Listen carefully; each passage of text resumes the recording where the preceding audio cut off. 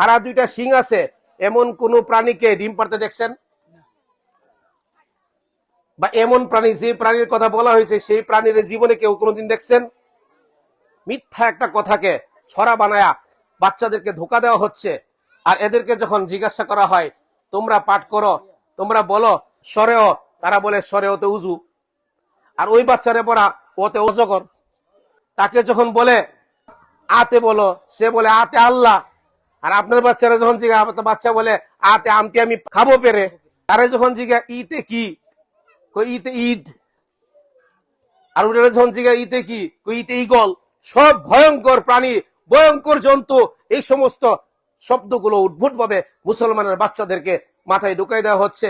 এই কারণে দেখেন ইসরায়েলের বাচ্চারা, হ্যাঁ, তারা পিস্তল নিয়ে খেলা করে মুসলমানদেরকে কিভাবে মারবে সে ট্রেনিং দেয়। আর আমাদের বাচ্চারা এটির নাম, জিহাদের নাম শুনলে বা এই ধরনের কথা শুনলে দৌড় মারে। আমাদের মা বোনদেরও কিছু সমস্যা আছে।